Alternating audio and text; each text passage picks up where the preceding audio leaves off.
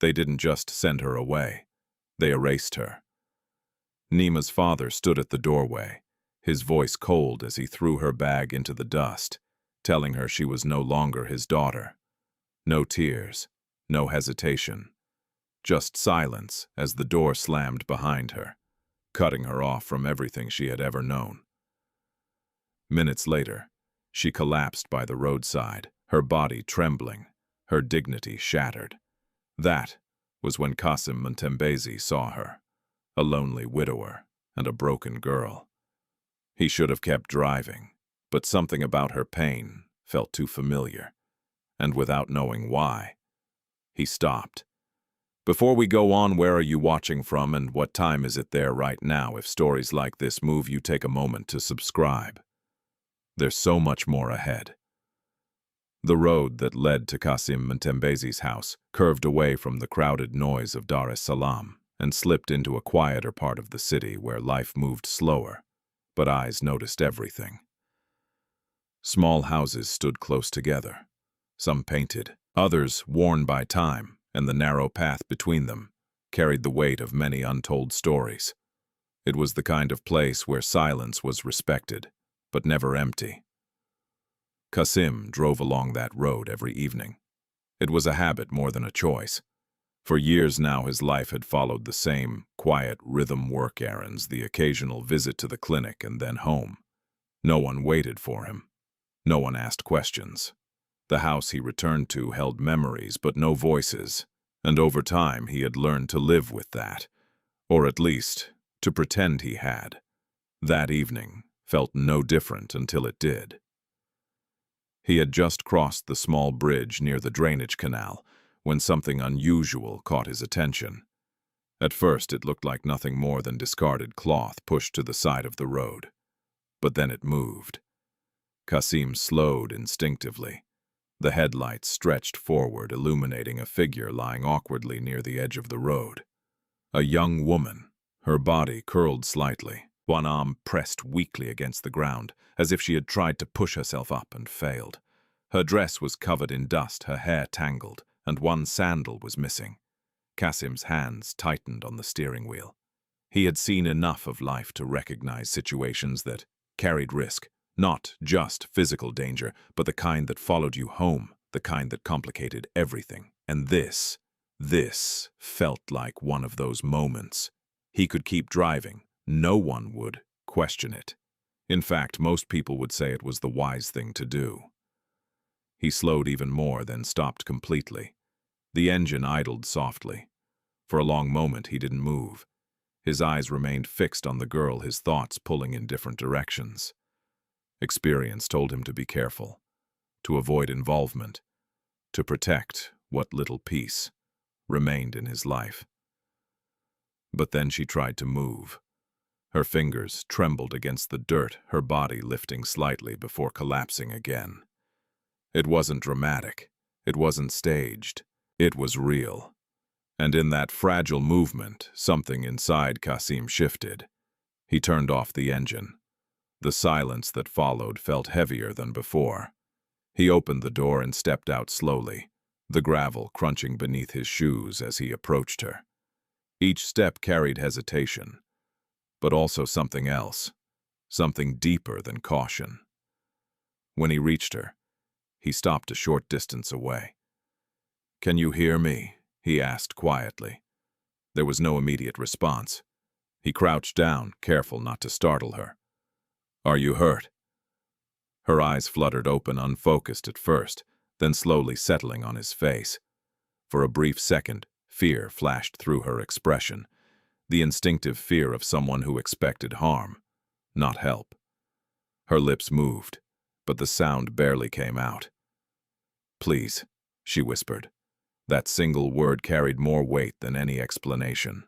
Kassim glanced around. The road was empty. No cars, no pedestrians, no witnesses, just him and her.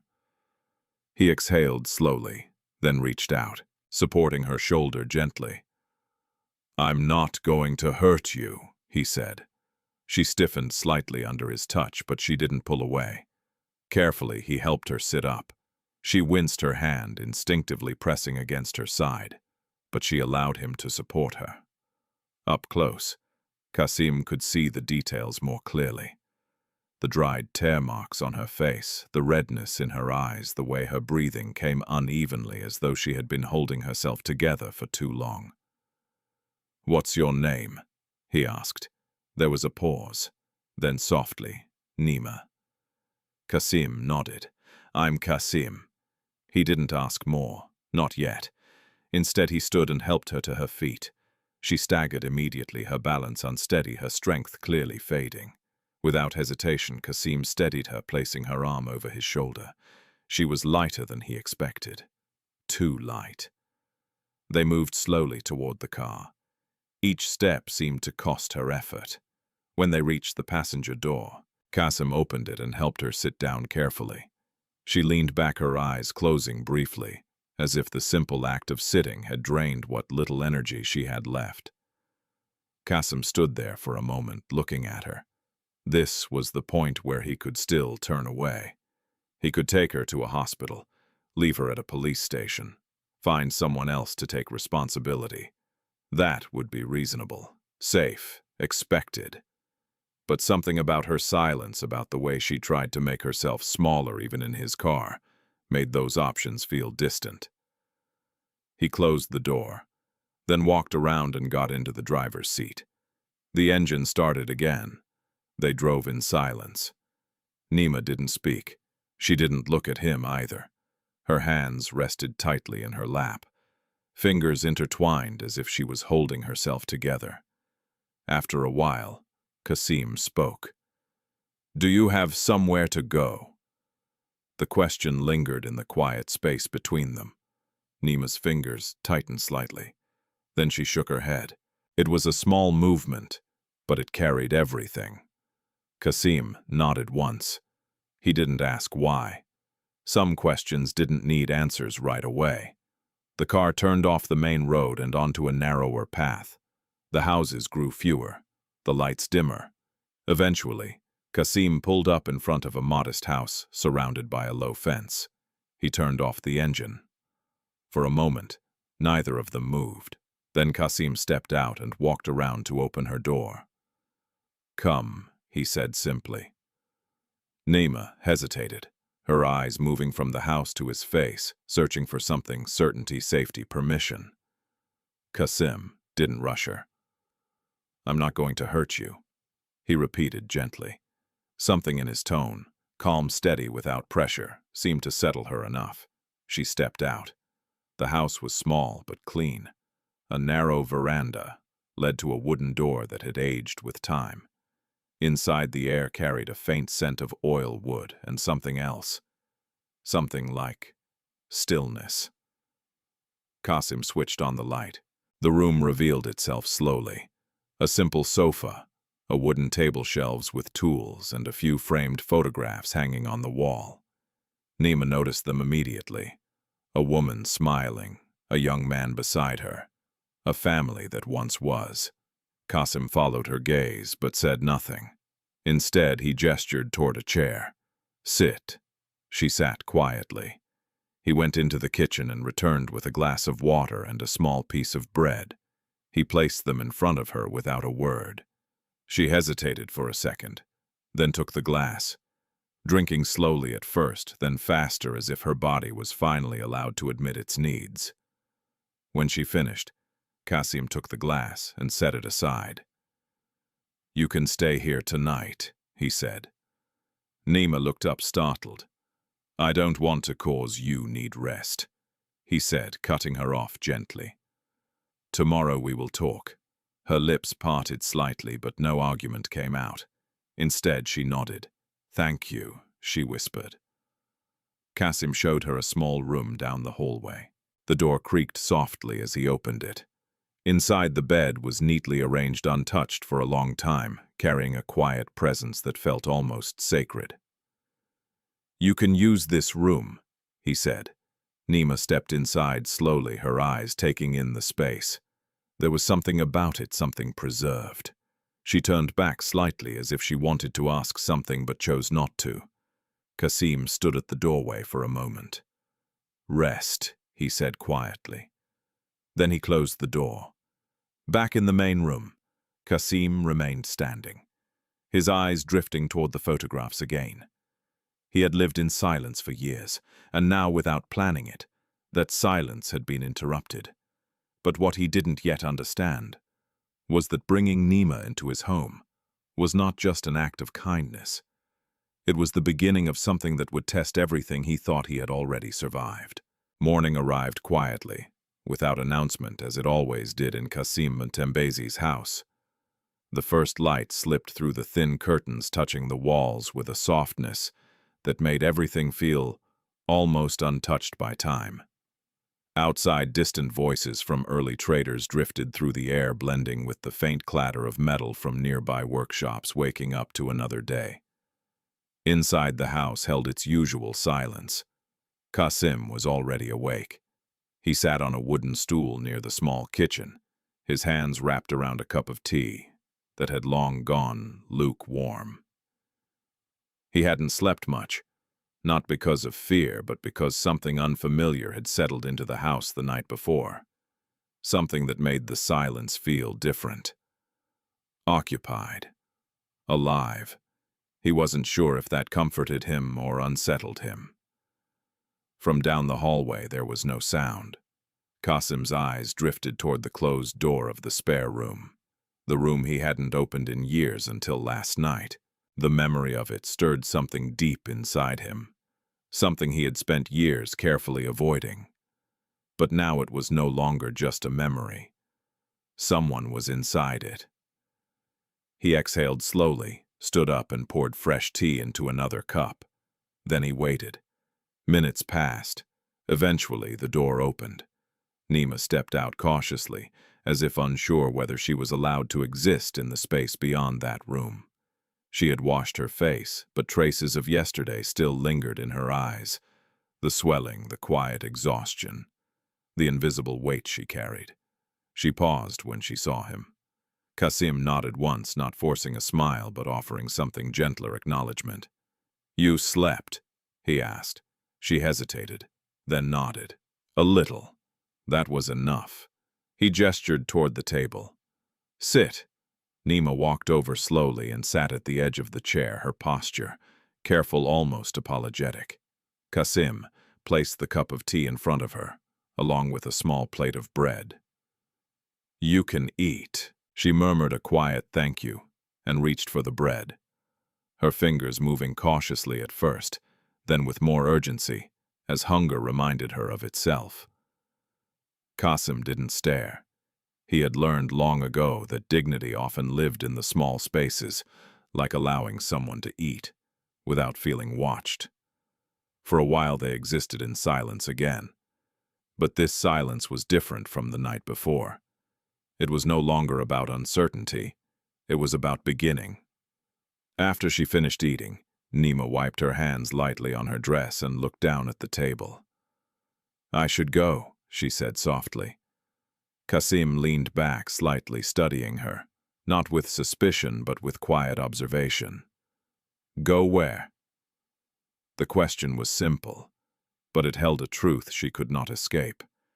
Neema's fingers tightened in her lap.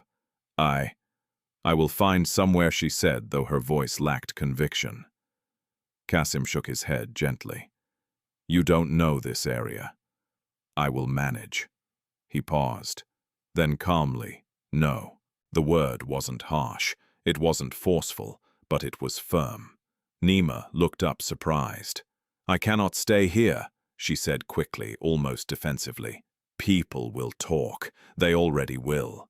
Kassim gave a small, knowing nod. "Yes," he said, "they will." There was no denial in his voice, no attempt to soften reality. "They will talk, whether you stay or not." Neema swallowed. "You don't understand," she said, her voice trembling slightly. "I bring problems." Kassim's gaze didn't waver. "I understand more than you think." That answer made her fall silent. For a moment, neither of them spoke. Then Kassim leaned forward slightly, resting his hands on the table. "You said your name is Neema," he began. "That is all I know." She nodded slowly. I am not asking you to tell me everything, he continued. Not now. Her shoulders relaxed, just a fraction. But he added, you cannot walk back onto that road with nothing. The words settled heavily between them. Neema looked away, blinking rapidly as if holding something back. I don't want to be a burden, she whispered. Kassim's expression softened, though it remained steady. You are already here, he said quietly. That decision was made last night. She didn't respond, because she didn't know how to. Kassim stood up and walked toward the doorway that led outside. He opened it slightly, letting in more light and the distant sound of the neighborhood stirring to life. People will see, he said almost to himself. Neema followed his gaze. Outside, a woman carrying a basin on her head passed by, slowly, her eyes briefly flicking toward the open door, before continuing on. Across the path, two men stood near a kiosk speaking in low voices, their glances occasionally shifting in the direction of Kassim's house. The world had already begun to notice. Kassim closed the door halfway. You can stay, he said, turning back to her. But you must decide what you want next. Neema frowned slightly. What do you mean you are not a child? He replied. And this is not your home. The words were not cruel. They were honest. If you stay, he continued, it is not to hide. It is to stand. Neema's breath caught slightly. Stand. The word felt heavy, foreign, almost impossible.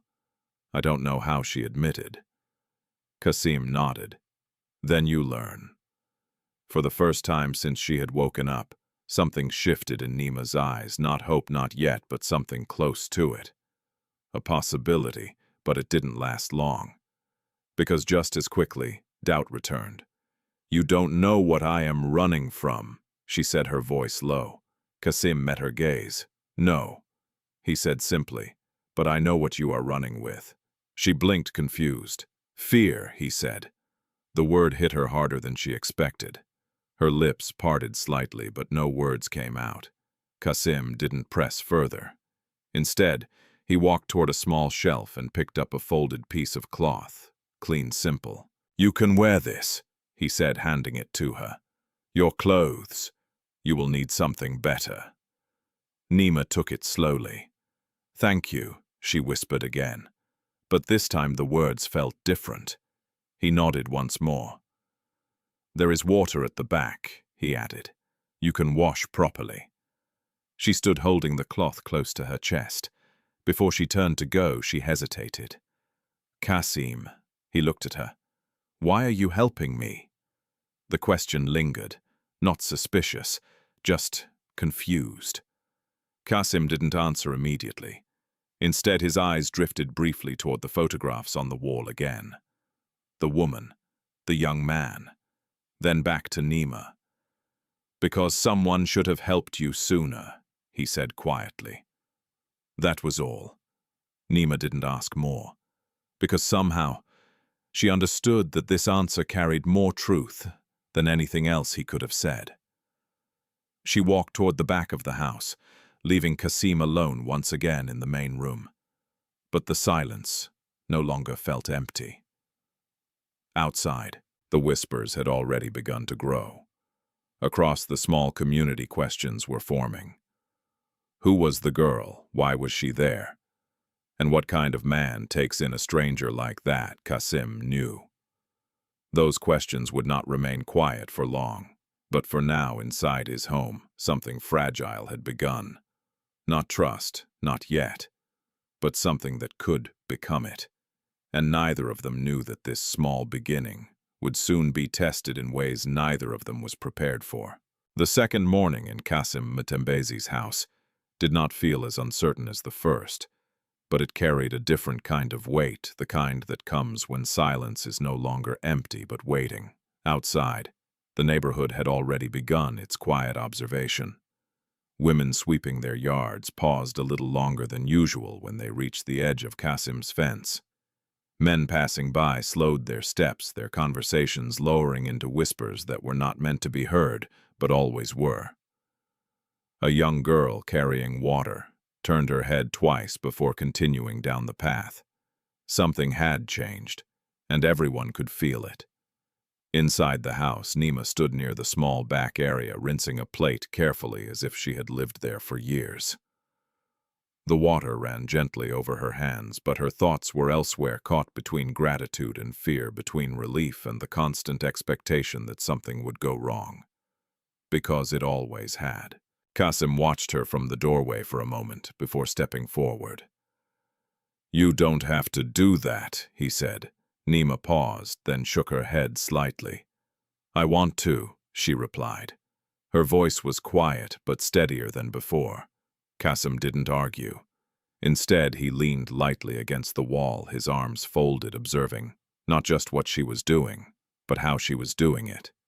Careful, measured, almost as if she was trying to prove her presence had value. That thought stayed with him. After a moment, Neema dried her hands and turned to face him. For a brief second, their eyes met and something unspoken passed between them. Not comfort, not trust, but awareness. "You said we would talk," she said softly. Kassim nodded. "Yes." He gestured toward the main room. They sat across from each other, the small wooden table between them, creating a distance that neither of them tried to close. For a while, Kassim didn't speak. He simply waited, not as an interrogation, but as an invitation. Neema's fingers rested in her lap, twisting slightly as she gathered the courage to begin.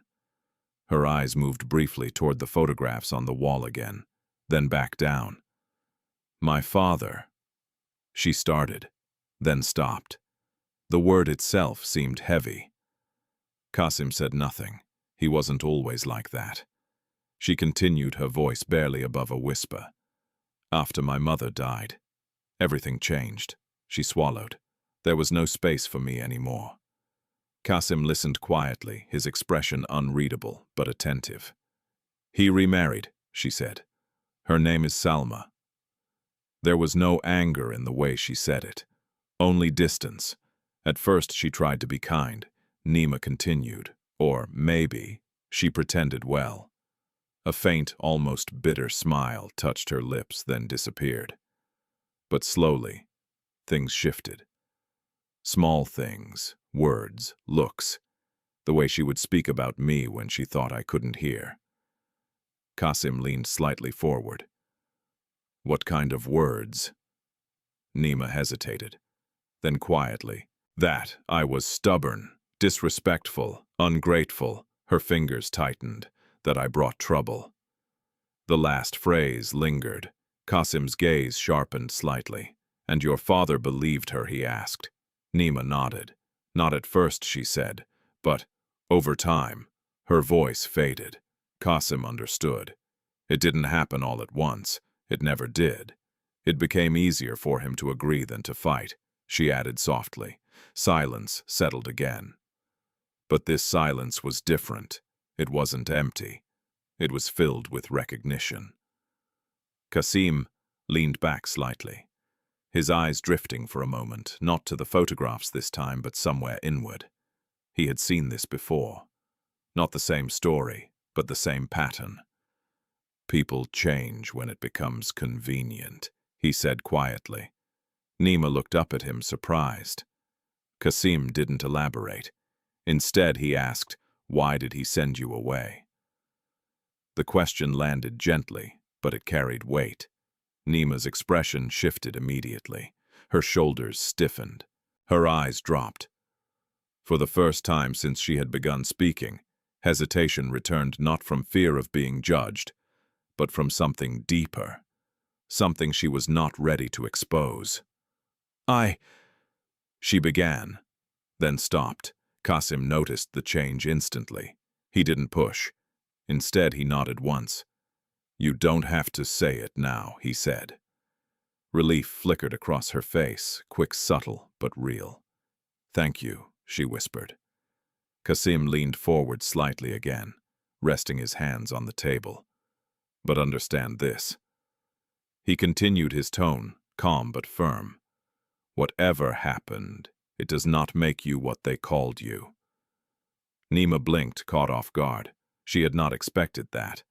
Not from him, not from anyone. Her lips parted slightly, but no words came out, because something inside her was struggling to accept what she had just heard. Years of being told one thing. Do not disappear in a single sentence. I don't know that she said finally, her voice quiet but honest. Kassim nodded. "That is why you stay," he replied. She frowned slightly. "Stay? For what?" "To find out," he said simply. The answer hung in the air. Neema looked at him, searching for something certainty, perhaps. But Kassim offered none. Only truth. Outside, a sudden voice broke through the quiet. Kassim." The call came from beyond the fence. Both of them turned instinctively. Kassim stood up slowly and walked toward the door. When he opened it, a woman stood just outside. Her arms crossed, her expression sharp with curiosity, barely hidden behind concern. Halima Mtembezi, his sister. Her eyes moved past him immediately, scanning the inside of the house. "So it is true," she said. Kassim didn't respond right away. "Who is she?" Halima continued, her tone tightening. "People are already talking." Kassim stepped slightly into the doorway, blocking her view. "She is someone who needed help," he said calmly. Halima scoffed lightly. "Help," she repeated. "Or trouble inside." Neema remained seated, her body frozen as the words reached her. Kassim's jaw tightened slightly. "She is staying here," he said. Halima stared at him, disbelief flickering across her face. "You have lost your mind," she said. "You think this will end well." Kassim didn't answer, because the truth was he didn't know. Halima's voice lowered, but the intensity remained. "You are a man living alone," she continued. "She is young. People will not see kindness. They will see something else." Kassim's eyes hardened slightly. "I am not people," he said. The statement was quiet, but firm. Halima shook her head, frustration building. "You cannot ignore the world," she said. Kassim met her gaze. "I have lived without it before." That stopped her. For a moment, neither of them spoke. Then Halima exhaled sharply. "When this brings problems," she said, "do not say you were not warned." She turned and walked away. Kassim stood at the doorway for a few seconds longer, watching her leave. Then he closed the door. Inside, the silence returned, but it was no longer gentle. It was heavier now, carrying the weight of what had just been said. Kassim turned back toward Neema. She hadn't moved. Her eyes were fixed on the table, her expression distant. "I told you," she said softly. "I bring problems." Kassim walked back slowly and sat down across from her again. "No," he said. She looked up. "You bring truth," he added. She frowned slightly. "And truth," he continued, "always brings problems." Neema held his gaze. For a moment, something shifted again. Not trust, not yet, but something closer to understanding. And outside, the whispers continued to grow. By the third day, Kassim Mtembezi's house no longer felt like a place paused in time. It felt occupied. Not loudly, not dramatically, but in small, almost unnoticeable ways that changed everything. A cup placed where there used to be only one. A door opening and closing in the morning. The soft sound of footsteps that did not belong to memory. Neema moved through the house carefully, as if she was still asking permission with every step she took. She woke early before Kassim, sweeping the small veranda, rinsing utensils, and wiping surfaces that were already clean. It was not because he asked her to. It was because she did not know how else to exist in a place where she had been given space without condition. For her usefulness was safety.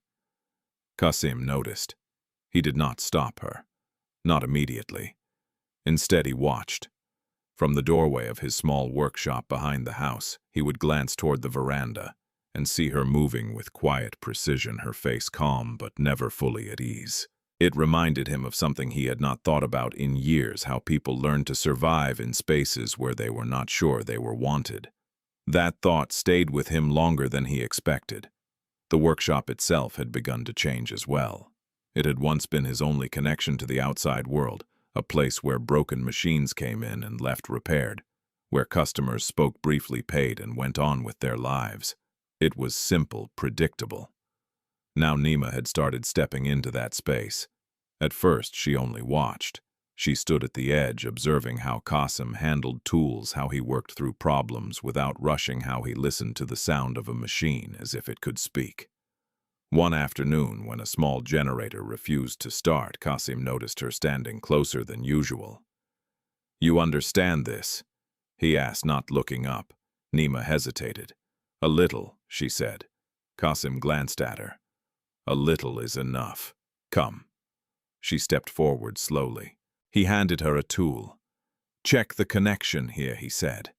Her fingers moved carefully, but not blindly. She examined the wires, adjusted something slightly, then paused.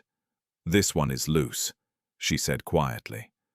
Kassim leaned in, looked, then nodded. "Fix it." She did.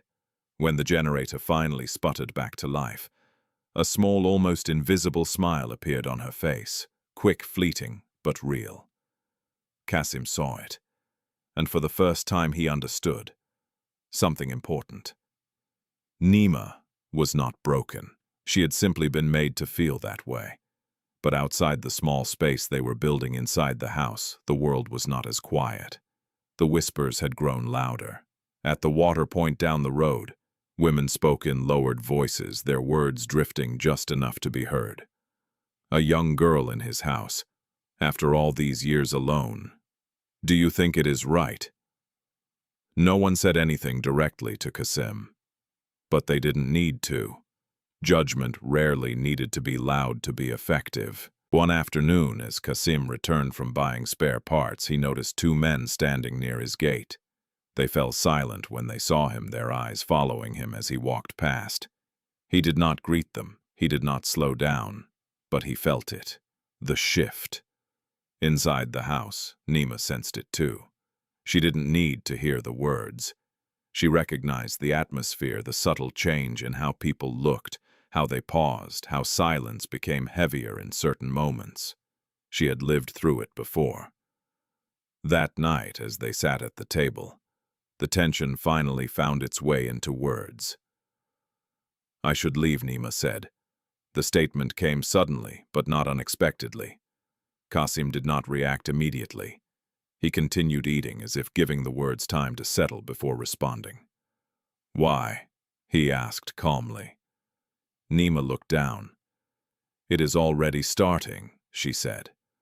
"The talking, the looks." Kassim nodded slightly. "Yes." She looked up, surprised by how easily he admitted it. "You are not worried?" she asked. "I am aware," he replied. "That is not the same thing." Kassim placed his spoon down and looked at her fully. "You think leaving will stop them?" he asked. Neema hesitated. "No," she admitted. "Then what will it do?" She didn't answer, because she didn't have one. "It will protect you," she said finally. Kassim's expression didn't change.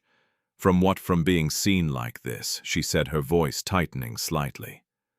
"From people thinking—" She stopped herself. Kassim finished the sentence for her. "Thinking something that is not true." Neema nodded. Kassim leaned back slightly. "They will think what they want," he said. "With or without you here." Neema's hands tightened in her lap. "I don't want to be the reason your name is damaged." Kassim held her gaze. "My name is not that fragile," he said quietly. The words were simple, but they carried weight. Neema looked away again, blinking as emotion threatened to rise. "You don't understand," she whispered. Kassim studied her carefully. "No," he said. "You have said that before." She looked back at him. "And you still don't ask why." Kassim paused. Then calmly, because when you are ready, you will tell me. Silence settled again, but this time it was not uncomfortable. It was steady. Neema exhaled slowly, her shoulders lowering just slightly. "You should have asked me to leave already," she said after a moment. Kassim shook his head. "Why, because that is what people do," she replied. There was no bitterness in her voice, just certainty. Kassim leaned forward slightly. "I am not people," he said again, the same words as before, but this time they landed differently. Neema held his gaze for a long moment, and then slowly, something inside her began to shift. Not fully, not completely, but enough. That night, long after Neema had gone to her room, Kassim sat alone in the main space, his eyes once again drawn to the photographs on the wall. The woman in the picture, his wife, the young man beside her, his son, he had lost them both, and after that he had stopped allowing anything new into his life. It was easier that way, safer. But now, he leaned back in his chair, exhaling slowly. Now the house was no longer empty, and the world had already begun to react. Kassim was not a naive man. He knew this would not remain a quiet situation. Pressure would come, in different forms, from different directions, and when it did, he would have to choose, not just whether to help Neema, but how far he was willing to go, because something was becoming clear. This was no longer just about offering shelter. It was about standing in something that would not stay hidden for long. And somewhere beyond the walls of that house, forces were already beginning to move. The pressure did not arrive all at once. It came slowly, like a tightening rope, barely noticeable at first, then impossible to ignore. By the end of the week, Kassim Mutembezi could feel it in the way people avoided direct conversation, in the way greetings became shorter, in the way familiar faces now carried unfamiliar distance. Even the customers at his small workshop seemed more cautious, as if stepping into his space required explanation. And inside the house, Neema felt it even more deeply, not because anyone confronted her directly, but because she had lived this before. The quiet judgment, the unspoken accusations, the sense that her presence alone was enough to disturb the balance of everything around her. One afternoon, while Kassim worked outside, Neema sat alone at the table staring at nothing in particular. The house was quiet, but her mind was not. Every whisper she had overheard replayed itself again and again, mixing with older voices. Voices from her father's house, from neighbors, from people who had decided who she was without ever asking. She pressed her hands together tightly. This was how it started. And this was how it always ended, with her leaving, before she could destroy something else. Outside, the sound of tools stopped. Kassim stepped in, wiping his hands on a cloth, his expression calm but observant. He noticed immediately that something had changed. Neema hadn't moved. "You are quiet today," he said. She didn't look up. "I have been quiet every day," she replied. Kassim walked closer, setting the cloth aside. "No," he said gently. "Not like this." That made her look at him. For a moment she seemed as though she might speak, but instead she stood up abruptly. "I will go now," she said. The words came too quickly, too final. Kassim didn't react immediately. Instead he asked, "Go where?" Neema avoided his eyes. "It doesn't matter," she said. "Anywhere is better than here." Kassim studied her carefully. "This morning, you are not leaving," he said. "Things change," she replied. "Yes," he agreed. "But not this quickly without reason." That was enough. The tension broke. "They are talking." Neema snapped her voice, rising for the first time since she had arrived. "Everywhere at the water on the road, everyone is talking about you because of me." Her breathing quickened. "You think I don't hear it?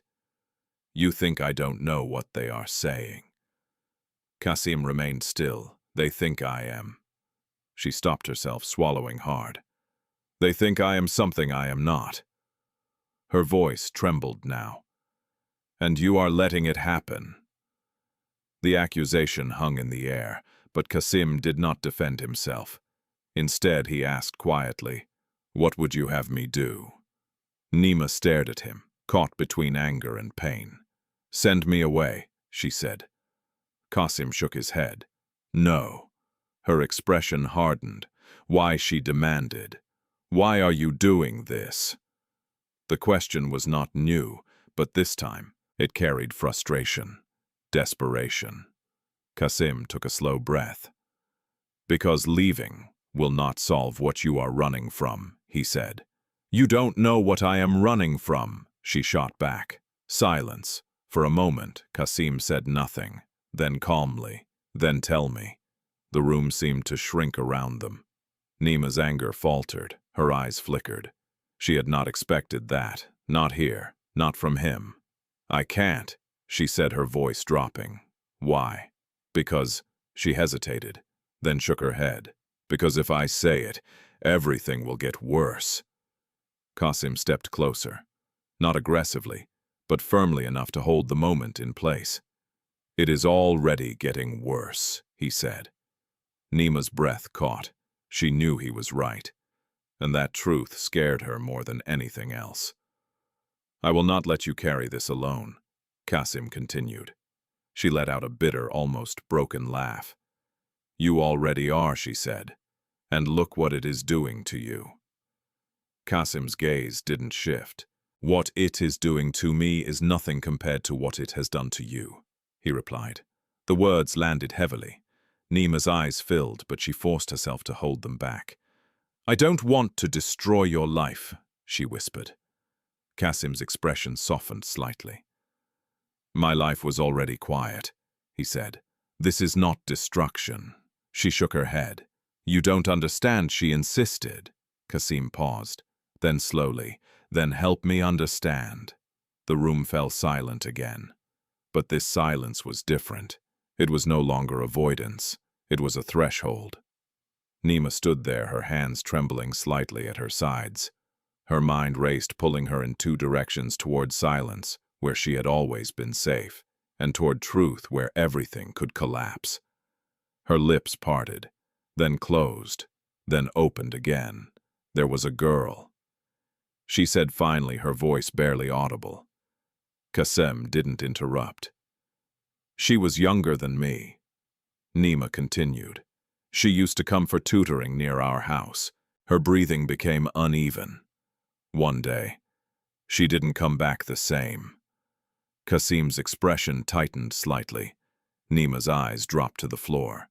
She tried to tell people, she said, but no one listened. Her voice trembled now, because the man she accused. She paused, her throat tightening. He was important. Kassim felt something shift inside him. "What happened?" he asked quietly. Neema swallowed. "I believed her," she said. The words came with weight, and I spoke.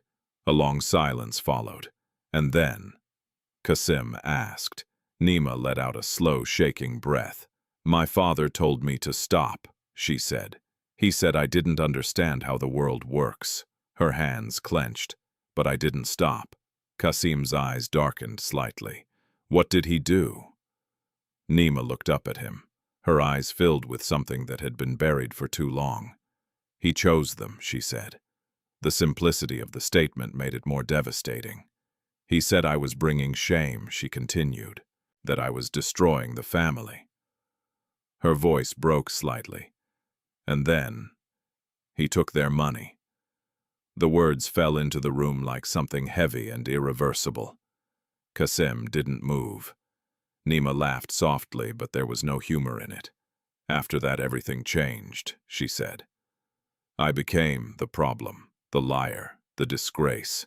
Her eyes filled now, and this time she didn't stop the tears. "And a few nights ago," she whispered, "he told me to leave." Silence, deep, heavy, complete. Kassim stood there, absorbing every word. And in that moment, something inside him shifted completely. Not just understanding, but resolve. Neema wiped her face quickly, ashamed of the tears. "You see now," she said. "This is not something you should be part of." Kassim took a step forward. "This is exactly something I should be part of," he said quietly. She shook her head immediately. "No, yes," he said, cutting her off, not harshly, but firmly. Neema froze. Kassim's voice lowered. "You did not bring shame," he said. "You brought truth." Her breath caught. "And truth," he continued, "is always fought." Neema stared at him, her expression uncertain, because no one had ever said it like that before. Outside the world continued as usual. But inside that small house, everything had changed. Because now Kassim knew, and knowing meant one thing. This was no longer just about helping a girl who had nowhere to go. This was about standing against something much bigger. And the moment he chose to stay there would be no turning back. The morning after, Neema spoke. The truth did not feel like relief. It felt like exposure. Nothing in the house had changed physically, the same walls, the same table, the same quiet light slipping through the window. But something invisible had shifted. The kind of shift that happens when silence is broken and cannot be rebuilt the same way again. Kassim Mtembezi woke earlier than usual. He sat outside on the low wooden bench near his workshop, staring at nothing in particular, his hands resting on his knees. The air was cool, carrying the distant hum of the waking neighborhood, but his mind was far from still. He had lived through loss. He had buried his wife. He had buried his son. He thought he understood pain. But what Neema had revealed the night before, it was different. This was not loss. This was betrayal, and betrayal left a different kind of scar. Inside the house, Neema moved quietly, almost as if trying to undo the truth she had spoken. She swept, cleaned, and arranged things with more intensity than usual. Her movements sharper, faster, like someone trying to stay ahead of something that was already catching up. She avoided Kassim, not out of disrespect, but because she did not know what came next. The moment she told him everything, something inside her had expected change, distance, regret, rejection. That was how it always happened. People listened, and then they stepped away. Kassim stood up slowly and walked back inside. He paused at the doorway, watching her for a moment. "You did not sleep," he said. Neema froze slightly, then resumed what she was doing. "I did," she replied. Kassim shook his head. "No." She stopped. The broom rested in her hands as she stared at the floor. "You should not have told me," she said quietly. Kassim stepped further into the room. "Why?" "Because now," she hesitated. "You cannot pretend you don't know." He studied her. "I was never pretending," he said. She turned to face him. "Everyone pretends," she replied, her voice low but firm, "until the truth becomes inconvenient." The words were not meant to accuse him. They were simply what she believed. Kassim walked past her and sat at the table, motioning for her to do the same. She hesitated. Then slowly she sat. For a moment, neither of them spoke. Then Kassim leaned forward slightly. "What do you think will happen now?" he asked. Neema let out a soft, bitter breath. "They will come," she said. "Who?" She looked at him. "The ones he protects," she replied. Kassim nodded slowly. "And your father?" Her expression tightened. "He will not come as a father," she said. "He will come as someone trying to protect himself." Silence settled again. Kassim absorbed her words carefully. This was no longer a situation that could remain contained within the walls of his house. It would reach beyond, into the community, into places that did not care about truth, only power. He leaned back slightly, his eyes steady. "Then we prepare," he said. Neema frowned. "For what? For what is coming?" She shook her head immediately. "No," she said. You should step away before it reaches you. Kassim's gaze didn't waver. It already has. Neema's chest tightened. You don't understand how far they can go, she said. And you don't understand how far I am willing to stand, he replied calmly. The words settled heavily. Not loud, not dramatic, but unshakable. Neema stared at him, searching for doubt, for hesitation. Oh, she found none. That frightened her more than anything, because it meant he was serious, and serious people got hurt. Before she could respond, a voice called out from outside. Kassim. Both of them turned. Kassim stood slowly and walked toward the door. This time it was not Halima. Two men stood near the gate, well-dressed, not from the immediate neighborhood. Their posture carried confidence, the kind that came from knowing they were not easily challenged. Kassim stepped outside, closing the door behind him. The men approached without invitation. Are you Kassim Mutembezi? One of them asked. I am. The man nodded. We are looking for someone. Kassim remained still. Who? A young woman, the second man said. Her name is Neema.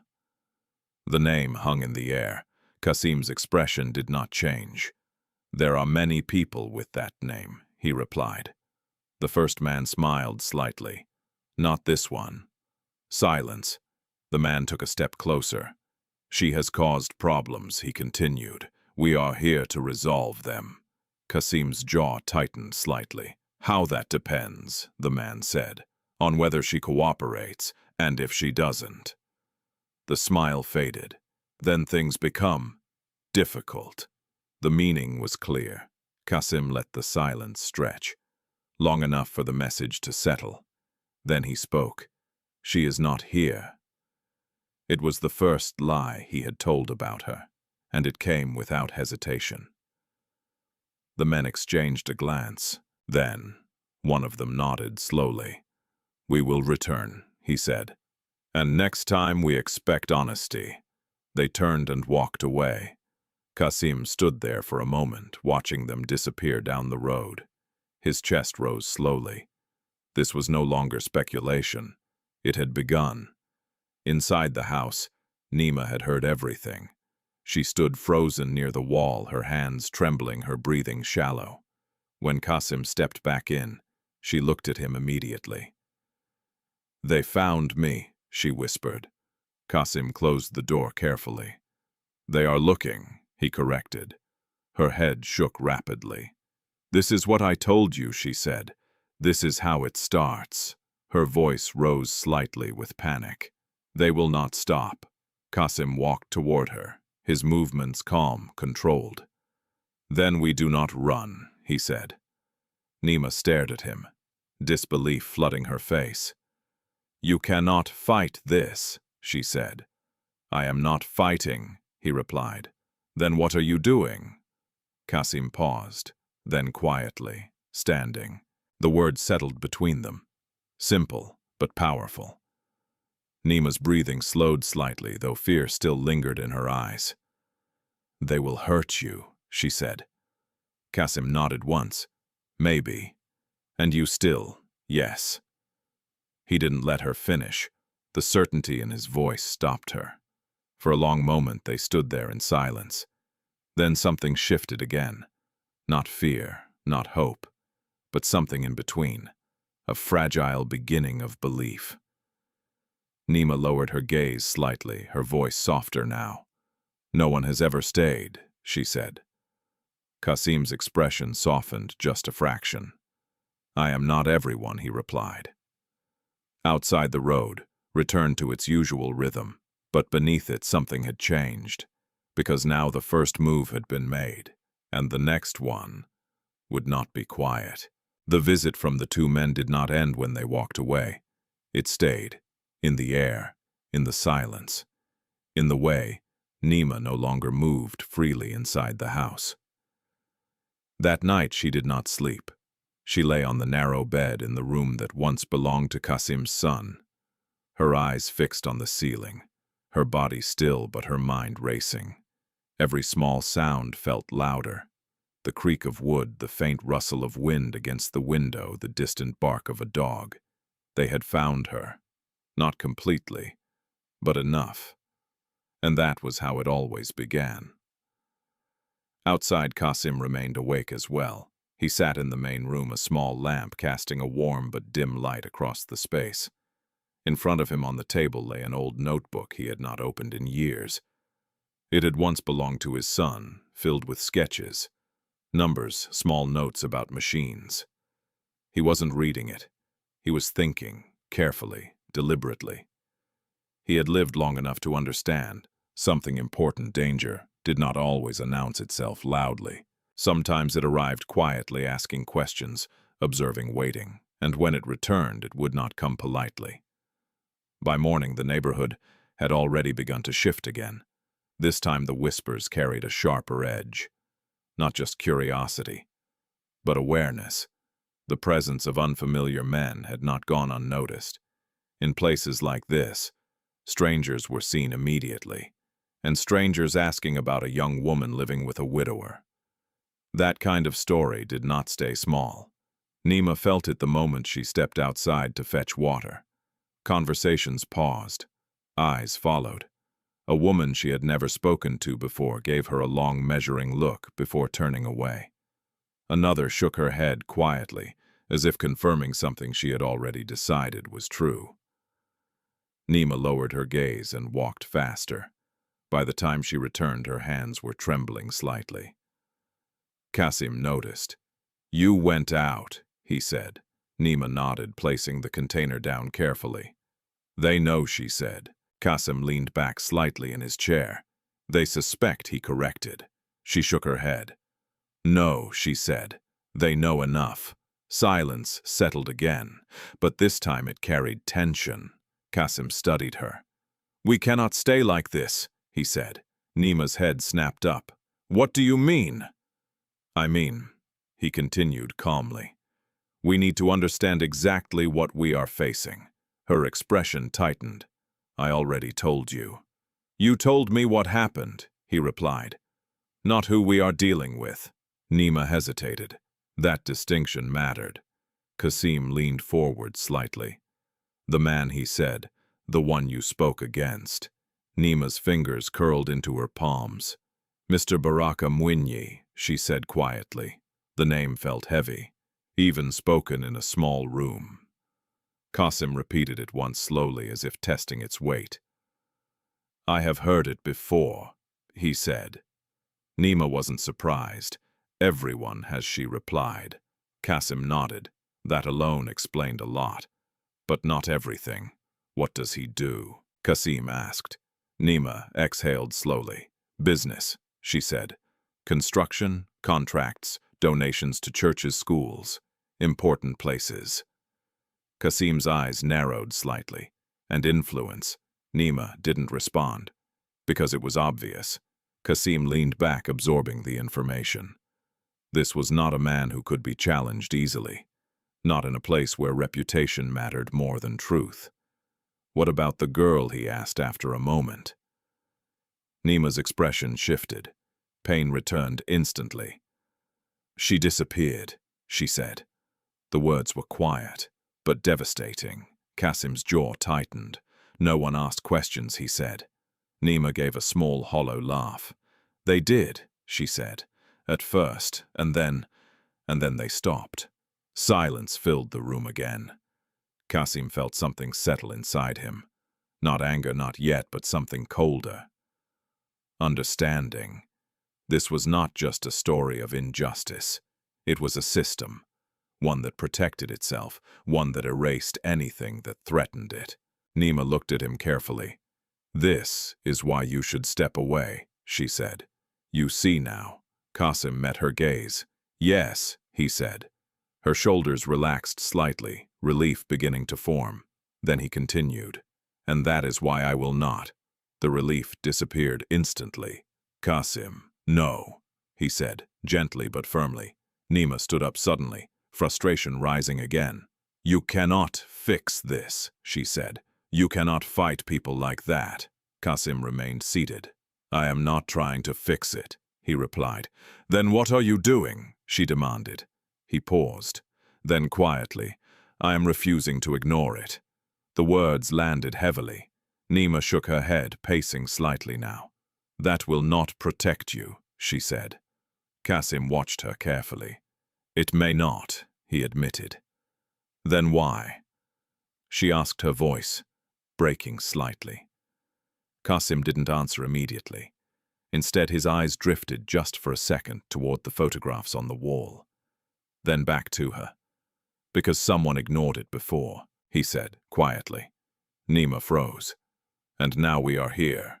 Silence followed. Deep, unavoidable. Neema's breathing slowed slightly. Her anger began to fade, not completely, but enough to reveal something underneath. Fear. Real fear. They will come back, she said. Kassim nodded. Yes.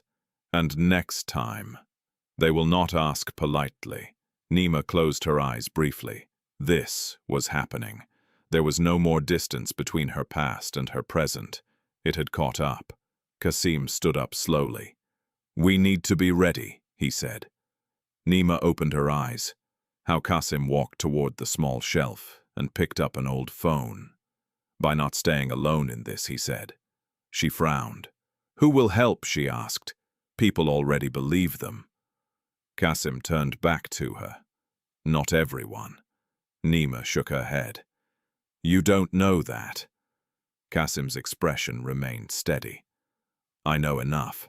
She stared at him, uncertain, because hope felt dangerous, especially now. Before she could respond, there was a knock at the door. Both of them froze. It wasn't loud, but it was deliberate. Kassim moved toward the door slowly, every step controlled. Neema's heart began to race again. They came back, she whispered. Kassim didn't answer. He reached the door and opened it carefully. But it wasn't the men from before. It was a woman, middle-aged, calm, observant. Her eyes moved briefly past Kassim, taking in the space, the tension, the unspoken story. Kassim, she said quietly. He recognized her immediately. Zawadi, Nurse Zawadi Nyerere, someone he had not seen in years. She stepped closer. I heard something she said. Kassim didn't ask what. He already knew. Zawadi's gaze shifted again, this time settling directly on Neema. And in that moment, something passed between them. Recognition, not of identity, but of truth. Zawadi stepped inside without waiting for permission. The door closed behind her, and just like that, everything shifted again. Because this time they were no longer alone. Zawadi did not rush to speak. When she stepped into Kassim Matembezi's house, she carried with her a calm that felt deliberate, as if she had already decided how much she would say and how much she would wait to hear first. Her presence was steady, grounded, the kind that did not need to raise its voice to be taken seriously. Neema stood still near the wall. Her body tense, her eyes fixed on the woman as if trying to understand whether this was help or another threat she had not prepared for. Kassim closed the door quietly behind Zawadi. You came early, he said. Zawadi gave a faint nod. Word travels faster than truth, she replied. The sentence settled into the room with quiet weight. Kassim gestured toward a chair. Zawadi sat, placing her bag carefully beside her feet. Her eyes moved again, this time resting fully on Neema.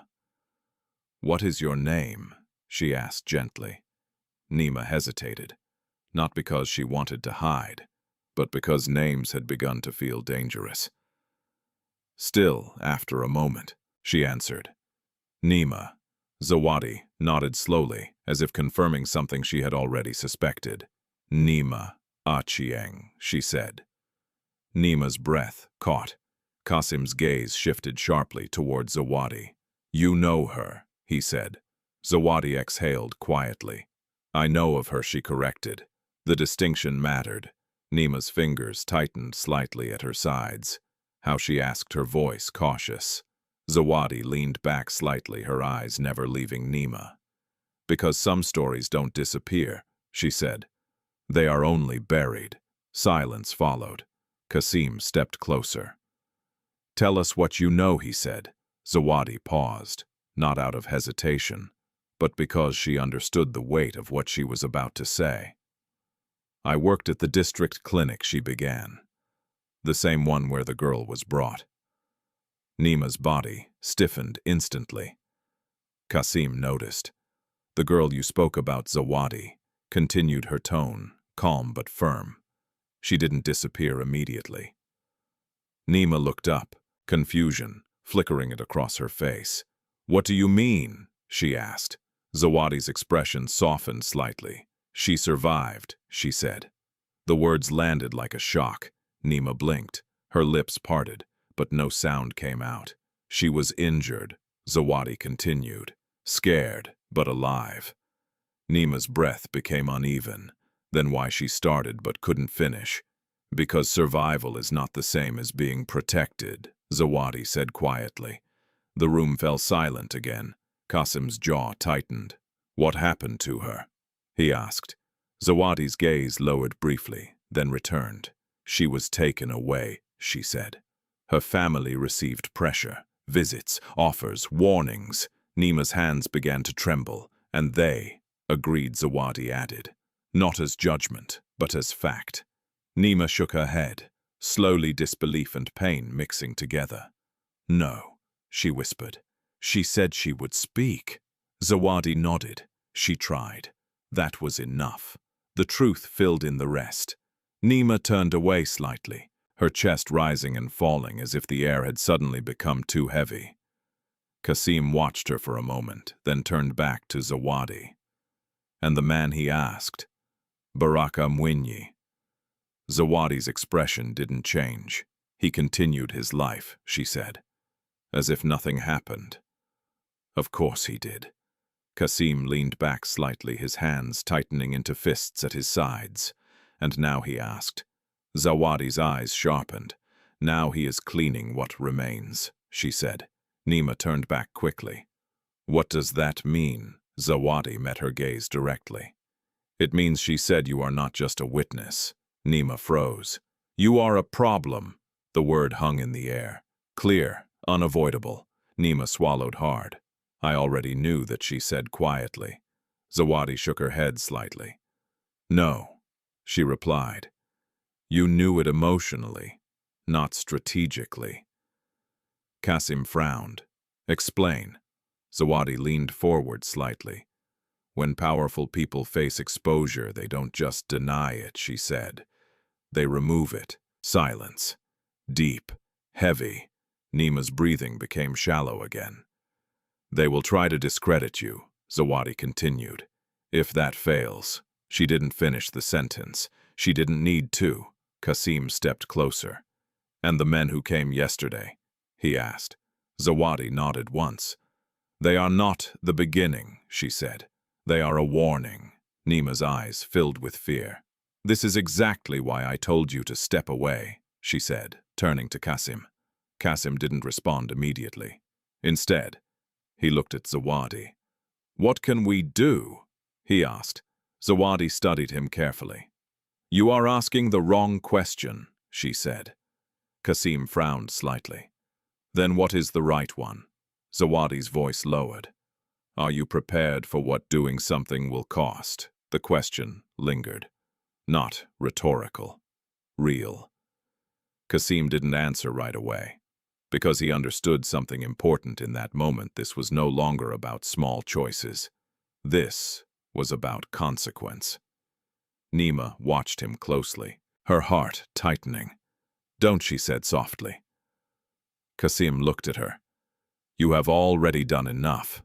He held her gaze. "And you have already done more than most people ever would," he replied. Neema shook her head. "And look where it brought me." Kassim didn't argue, because she wasn't wrong, but that didn't mean she was right either. Zawadi observed both of them silently for a moment before speaking again. "There is something else," she said. Both of them turned to her. "The girl," Zawadi continued. "She may still be reachable." Neema's breath caught again. What she whispered. Zawadi nodded. She was moved, she said, but not far, and not completely hidden. Hope. It appeared suddenly, dangerously. Neema stepped forward without thinking. Where, she asked. Zawadi raised a hand slightly. Slow down, she said. This is not simple. Neema stopped her hands trembling. If she speaks, Zawadi continued, everything changes. Kassim understood immediately. And if she doesn't, Zawadi met his gaze. Then you stand alone. The reality of that settled heavily. Neema closed her eyes briefly. This was too much, too fast, too dangerous, but also too important to ignore. When she opened her eyes again, something had shifted. Not fear, not completely, but something stronger than before. What do we do? She asked. Zawadi looked at her, then at Kassim, then back at her. We move carefully, she said. Kassim nodded once. For the first time since all of this had begun, there was a direction. Not safety, not certainty, but movement. And sometimes that was enough to begin. Outside, the world continued as usual, but inside that house a line had been crossed. Because now they were no longer reacting, they were preparing. And once preparation begins, the next step is inevitable. Preparation did not feel like strength. It felt like tension stretched across every moment like a thin thread that could snap without warning. In Kassim Mtembezi's house, the air no longer held only quiet routine. It held awareness, caution, and the steady realization that every decision now carried weight beyond the walls. Zawadi remained longer than expected that day. She did not speak constantly, nor did she rush them into action. Instead, she observed, listening to the rhythm of the house, watching the way Neema moved, noticing the way Kassim positioned himself near the door more often than before. It was not fear she saw in them. It was readiness trying to form. They will not come the same way, again. Zawadi said at one point, her voice calm but firm. The first visit was to measure you. Kassim leaned against the table, arms folded, and now he asked. Now they will test you, she replied. Neema stood nearby, her hands clasped tightly together. How, she asked. Zawadi's eyes shifted toward her. By making your life smaller, she said. Until you choose silence on your own. The words settled heavily, because they were already happening. The next morning, the first sign came. Neema walked to the pharmacy where she had recently started working, hoping that routine could still exist somewhere in her life. She wore the simple dress Kassim had given her, her steps careful but steady, her mind repeating the same quiet hope. Maybe today will be normal. But the moment she entered, something felt wrong. The usual greeting from the front desk never came. The senior worker, Rahema said, stood behind the counter, her expression unreadable but distant. You are late, Rahema said. Neema frowned slightly. I am not, she replied softly. It is still you are late. Rahema repeated, cutting her off. The tone had changed, cold, controlled. Neema stepped forward, confusion tightening in her chest. Is something wrong? She asked. Rahema didn't answer immediately. Instead, she picked up a small folder and placed it on the counter. You don't need to come back after today, she said. The words were simple, but they hit like a sudden drop. Neema stared at her. I don't understand, she said. Rahema's eyes flickered briefly, just for a second, before settling again. There have been complaints, she replied. Complaints about what? Rahema hesitated. Then carefully, your behavior. Neema's breath caught. That's not true, she said quickly. Rahema didn't argue, but she didn't defend her either. Sometimes truth is not what matters, she said quietly. The sentence felt deliberate, as if it carried more than it showed. Neema's hands tightened. Who complained? She asked. Rahema looked at her for a long moment, then shook her head slightly. It is better if you don't ask. That was when Neema understood. This was not about work. This was not about mistakes. This was about pressure. She swallowed hard, forcing herself to remain steady. "I need this job," she said. Rahema's expression softened just a fraction. "I know," she replied, but her voice carried something else. Helplessness. "Then why are you doing this?" Neema asked. Rahema looked away. "Because I need mine too." Silence. Heavy. Final.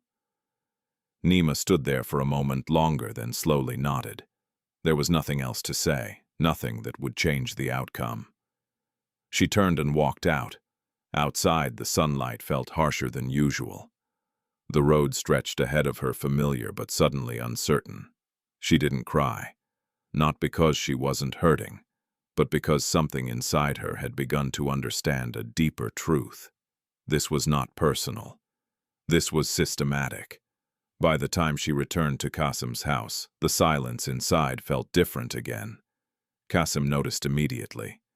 "You lost the job," he said. Neema nodded. Zawadi, who was still there, watched her carefully. "How?" she asked. Neema let out a slow breath. "They didn't say it directly," she replied. "But I know." Zawadi nodded. "This is the beginning," she said. Neema sat down slowly, her hands resting in her lap. "I told you," she said, looking at Kassim. "It will spread." Kassim didn't respond right away. Instead, he walked toward the workshop door and stepped outside. Neema watched him go, her chest tightening. "I am destroying his life," she whispered. Zawadi turned to her. "No," she said firmly. "Something else is trying to."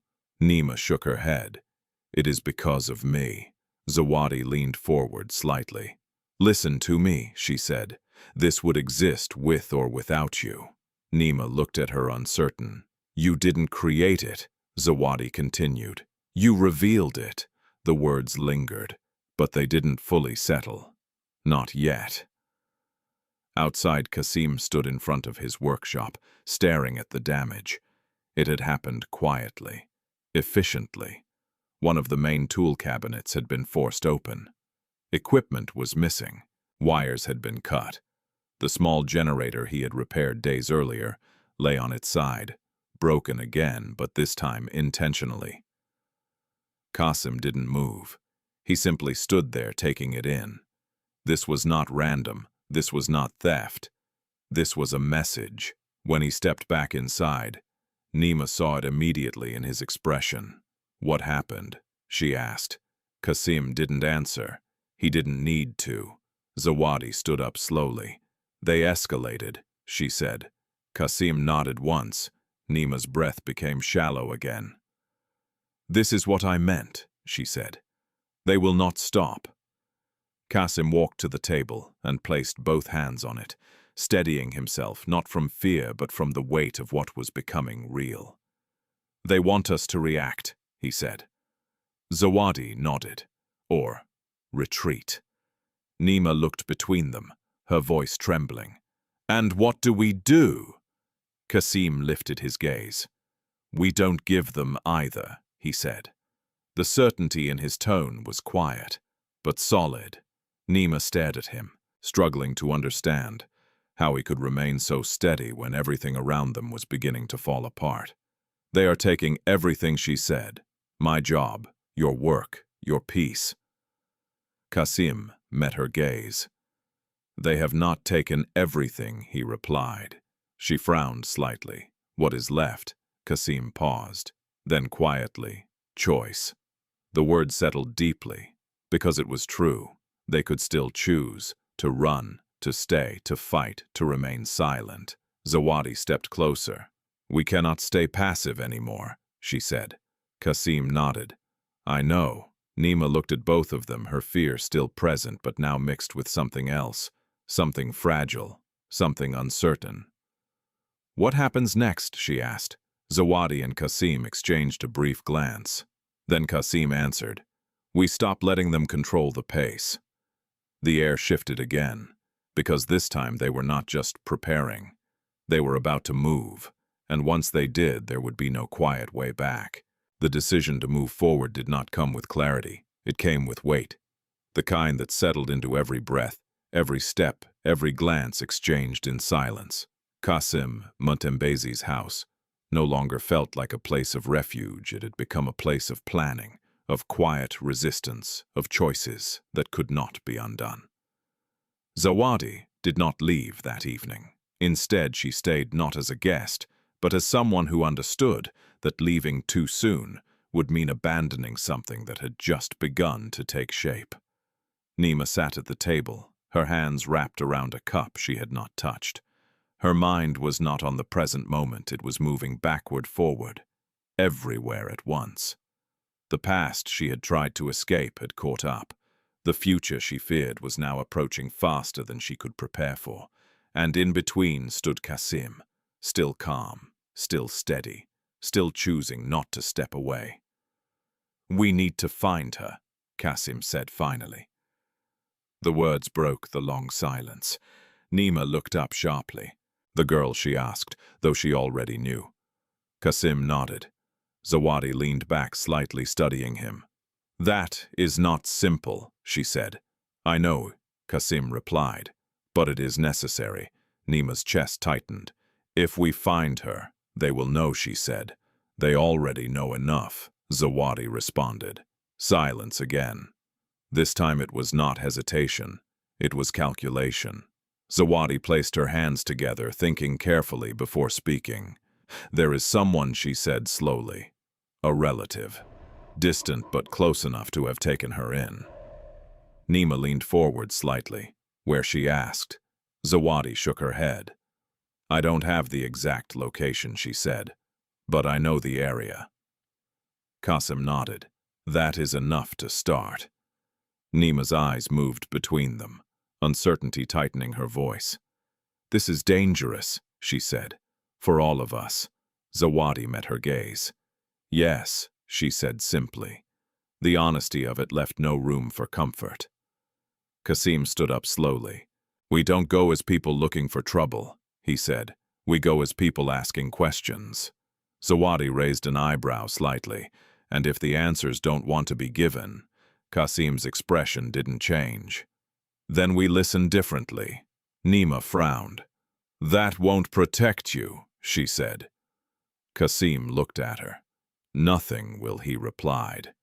The words were not dramatic, they were real, and that reality settled heavily between them. The next morning came earlier than usual. They left before the neighborhood fully woke, before the whispers could follow them, before eyes could track their movement. Zawadi guided the way.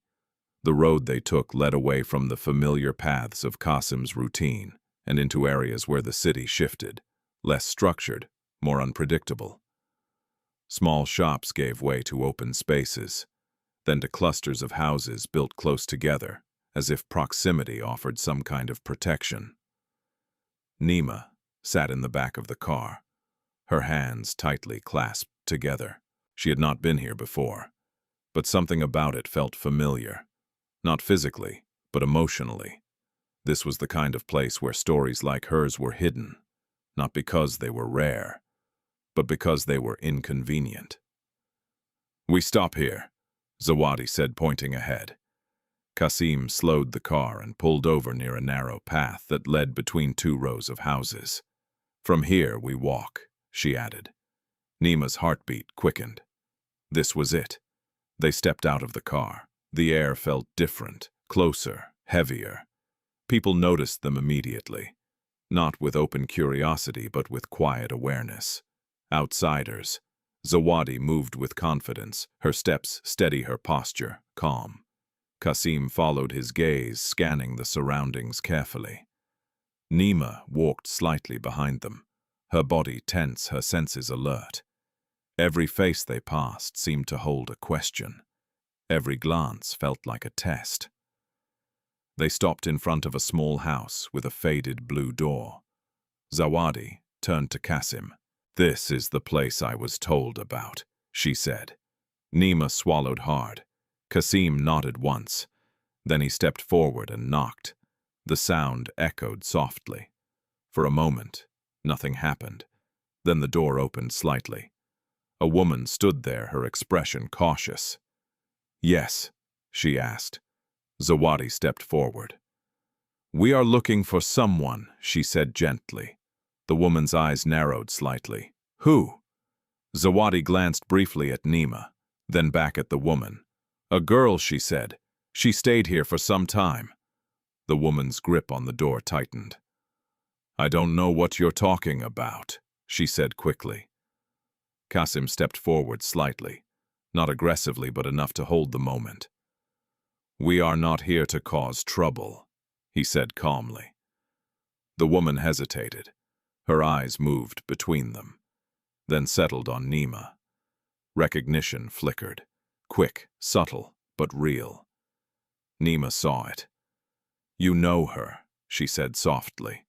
The woman's expression hardened. "You should leave," she said. Zawadi stepped closer. "Please," she said. "We are trying to help." The woman shook her head. "No one can help," she replied. The words carried something deeper than refusal. Fear. Kassim noticed. Someone already tried to help once, he said quietly. And it was not enough. The woman froze. Her grip on the door loosened slightly. Silence stretched. Then slowly, she opened the door wider. "Come in," she said. Inside the house was small but clean. The air carried a stillness that felt protective. The woman closed the door behind them and turned. "You should not have come," she said. Zawadi nodded. "We know." The woman looked at Neema again. "You are the one who spoke," she said. Neema didn't deny it. "Yes," she replied. The woman's eyes softened slightly. "Then you understand why she cannot be found," she said. Neema's chest tightened. "She is here?" she asked. The woman hesitated, then shook her head. "No," she said, "not anymore." The hope that had begun to form faltered. "Where is she?" Kassim asked. The woman looked at him carefully. Then quietly, "Somewhere safer than this." Neema stepped forward. "I need to speak to her," she said. The woman's expression changed, from cautious to protective. "No," she said firmly. Neema froze. "Why?" she asked. "Because speaking will destroy her," the woman replied. Silence, heavy, painful. Neema's hands trembled, but silence already, as she said. The words landed deeply. The woman closed her eyes briefly, then opened them again. "There is a difference," she said, "between surviving and being exposed." Kassim stepped forward. "And how long can someone survive like that?" he asked. The woman didn't answer, because she knew the truth. Zawadi spoke quietly. "If she speaks, everything changes." The woman looked at her. "And if she doesn't?" she asked. Zawadi's voice softened. "Then nothing ever will." Silence filled the room again, the kind that holds decisions, the kind that changes lives. Neema stood there, her heart pounding, her breath unsteady. She had come this far. She had already lost everything. And now she was standing at the edge of something even bigger. The woman looked at her for a long moment. Then slowly she spoke. "There is a way," she said. All eyes turned to her. "But it will not be safe," she added. Kassim nodded. "We know." The woman exhaled slowly, then gave them a location. Not exact, but enough. And just like that, the next step became real. Because now they were no longer searching blindly. They were getting closer, and the closer they got, the more dangerous everything would become. The location the woman gave them was not a place marked on any map. It was described in fragments past a broken water tower near a cluster of unfinished buildings, behind a narrow road that most people avoided after sunset. The kind of place that existed, but was rarely acknowledged. The kind of place where people went when they needed to disappear without truly leaving. As Kassim drove, the silence in the car felt heavier than before. Not uncertain, but focused. Neema sat in the back again, her hands clenched tightly together. This time it was not fear alone that filled her chest. It was something else. Expectation. Zawadi sat in the front seat, her eyes fixed ahead, guiding Kassim with quiet directions. She did not speak much, but every word she gave was precise. "Turn here," she said softly. Kassim followed without hesitation. The road narrowed, then broke. The car moved slower now, the ground uneven beneath the tires, dust rising lightly behind them. The buildings around them changed, unfinished structures, exposed concrete, empty windows staring out like silent witnesses. "This is far enough," Zawadi said finally. Kassim stopped the car. They stepped out. The air felt still, too still. Neema looked around, her heart beating louder in her ears. This place did not feel like safety. It felt like hiding. Zawadi moved ahead first. "Stay close," she said. They walked carefully between the buildings, their footsteps echoing faintly against the concrete. Somewhere in the distance, a metal sheet shifted in the wind, creating a hollow, uneven sound. Neema's breathing slowed, controlled. Every instinct told her this moment mattered, more than anything that had come before. They reached a small structure, tucked between two unfinished walls. It was not much, just a partially completed building with one door and no paint. Zawadi stopped. "This is it," she said. Kassim nodded once. Then he stepped forward and knocked. The sound felt louder than expected. For a moment, nothing happened. Then slowly, the door opened. A young woman stood there. She was thinner than Neema remembered. Her face carried a quiet exhaustion. Her eyes cautious, guarded not just by fear, but by experience that had taught her not to trust easily. Neema froze. The world seemed to narrow into that single moment. "It's you," Neema whispered. The girl's expression shifted. Recognition, shock, then something deeper, pain. "You shouldn't be here," she said immediately, her voice low but urgent. Neema stepped forward. "I had to find you," she said. The girl shook her head. "No," she replied. "You should have stayed away." Kassim and Zawadi remained slightly behind, allowing the moment to belong to them. Neema's hands trembled slightly. "They told me you disappeared," she said. The girl gave a faint, bitter smile. "I did," she replied. "That was the point." Silence stretched between them. Then Neema spoke again. "They want you silent," she said. The girl's eyes hardened. "They already have that," she replied. Neema shook her head. "No," she said. "They have fear, not silence." The girl looked at her carefully, as if measuring the difference. Kassim stepped forward slightly. "We are not here to force anything," he said calmly. "We are here to understand." The girl's gaze shifted to him. "And who are you?" she asked. "Kassim," he replied. "Someone who chose not to look away." The words landed quietly, but they carried weight. Zawadi stepped forward as well.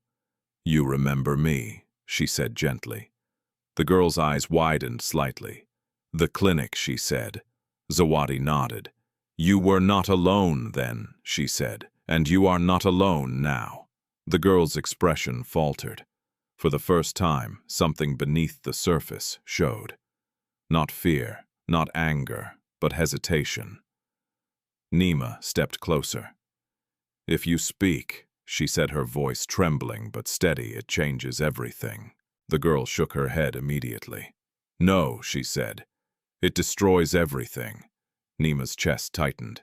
"It already did," she replied softly. Silence. Heavy. The girl looked away, her breathing uneven. "You don't understand," she said. Neema's voice dropped. "I do." That made her look back. "Do you?" the girl asked. Neema nodded. "They took my home," she said. "My father, my life." The girl's expression shifted again. "And you're still here?" she asked. Neema hesitated, then nodded once. "Yes." The answer was simple, but it carried something powerful. The girl looked at Kassim. "And you?" she asked.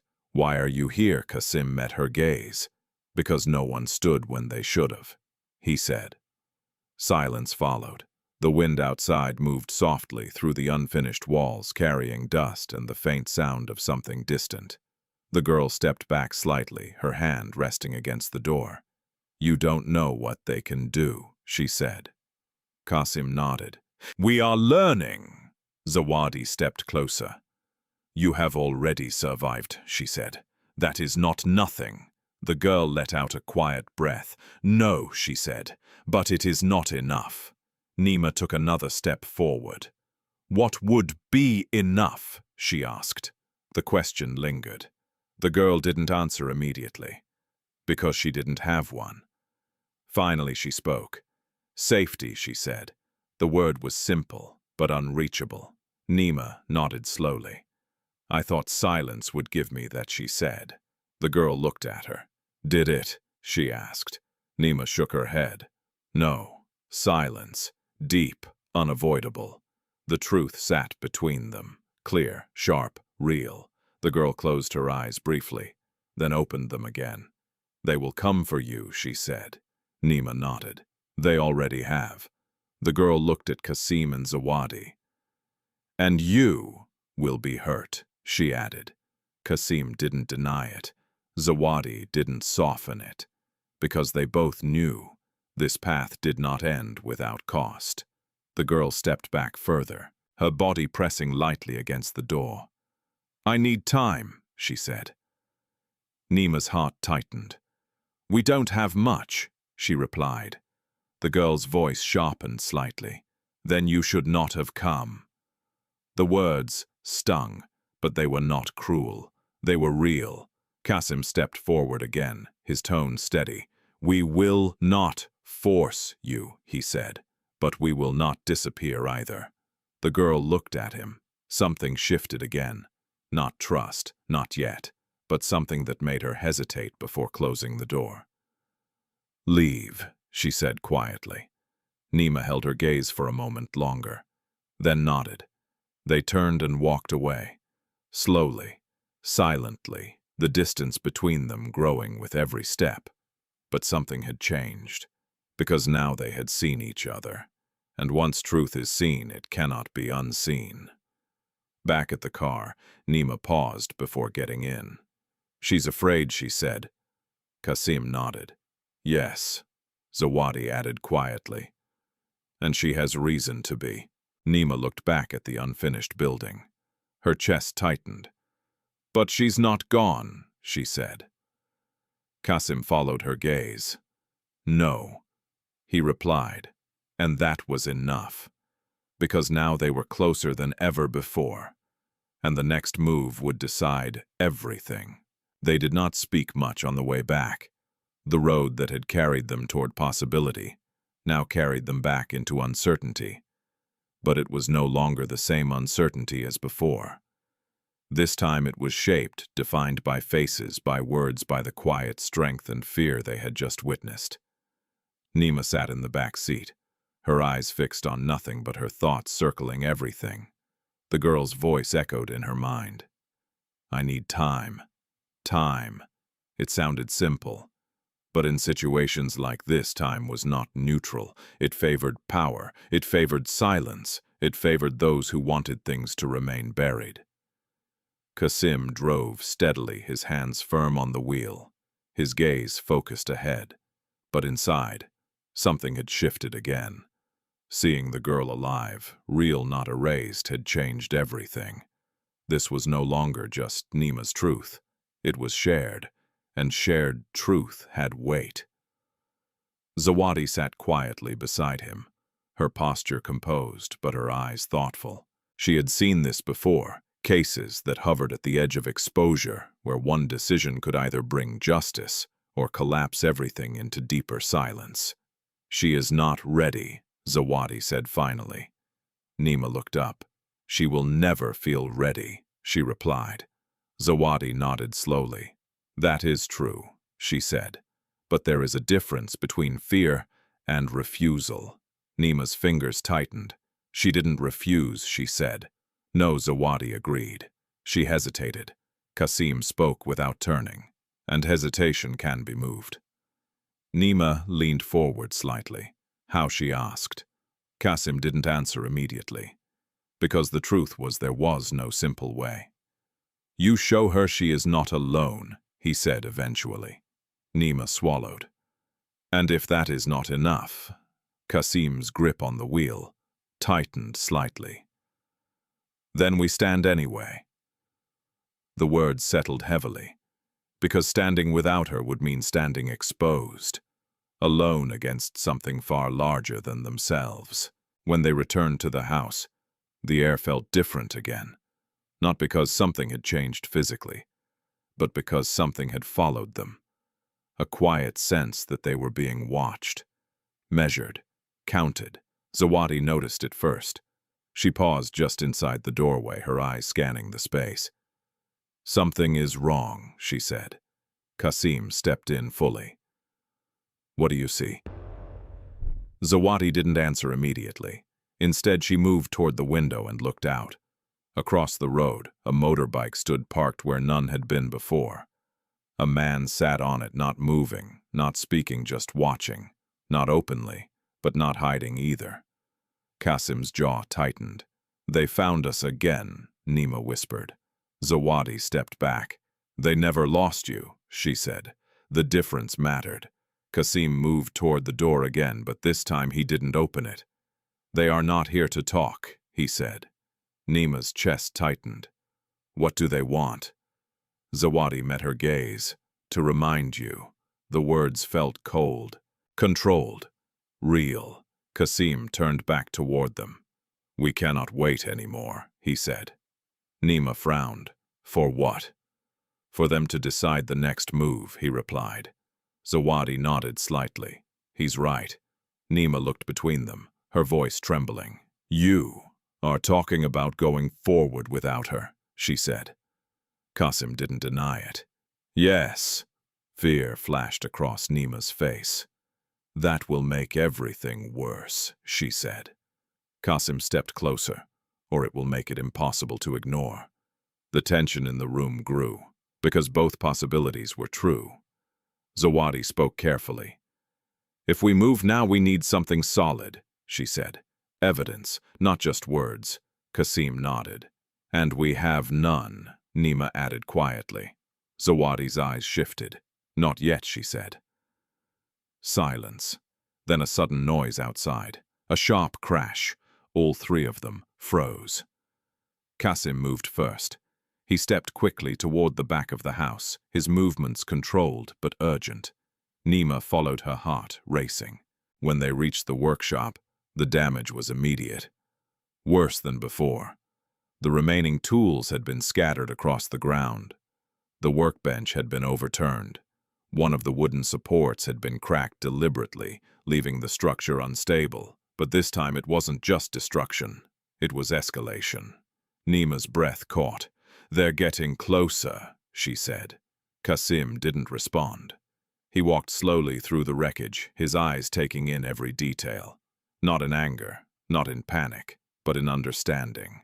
This was not random. This was controlled, measured, designed to send a message. Zawadi stood at the entrance, her expression tightening. They are pushing, she said. Kassim stopped, then turned. Good, he replied. The word surprised both of them. Neema stared at him. What do you mean? She asked. Kassim's voice remained calm. It means they are not as comfortable as they pretend, he said. Zawadi watched him carefully. You think this is weakness? She asked. Kassim shook his head slightly. No, he said. I think this is fear. Silence followed, because that possibility changed everything. Neema looked around the damaged space. They are still stronger, she said. Kassim met her gaze. For now. Zawadi stepped forward. If we move, we do it carefully, she said. No mistakes. Kassim nodded, and no turning back. The words settled. Heavy. Final. Neema closed her eyes briefly. This was happening. There was no more distance between her past and her present. No more waiting. When she opened her eyes again, something had changed. Not fear, Not completely, but something stronger. Resolve. "I will speak," she said. Kassim looked at her. Zawadi didn't move. "Even if she doesn't," Neema continued. Silence. Deep. Unavoidable. Kassim studied her carefully. "Are you ready for what that means?" he asked. Neema's voice trembled, but did not break. "No," she said. Then after a pause, "But I am done being silent." The words landed with quiet force. Zawadi nodded slowly. "Then we begin," she said. Outside, the motorbike engine started. The man drove away, but not before looking back once, long enough to confirm something. Inside the house, Kassim stood still, watching, understanding, because now they had made their move. And the next one would not be subtle. The decision Neema made did not feel heroic. It felt irreversible. The moment she said, "I am done being silent," something shifted, not just inside her, but in the space around them. The house that had once been a place of quiet refuge now felt like the center of something larger, something that could no longer remain hidden. Kassim did not celebrate her decision. He respected it, because he understood what it cost. Zawadi moved quickly after that, not with panic but with purpose. "If you are going to speak," she said, "then you will not do it alone." Neema nodded, though her hands still trembled slightly. "How?" she asked. Zawadi didn't answer immediately. Instead, she reached into her bag and pulled out a small notebook, old, worn at the edges, filled with names, notes, fragments of conversations that had once seemed disconnected. Now they mattered. "There is someone," Zawadi said. "A journalist." Kassim looked up. "Trustworthy?" he asked. Zawadi held his gaze. "As much as anyone can be in a situation like this." Neema's chest tightened. "And if he refuses?" she asked. Zawadi's voice remained calm. "Then we find someone who won't." The simplicity of the answer did not remove the risk, but it gave direction. By late afternoon, they were on the move again.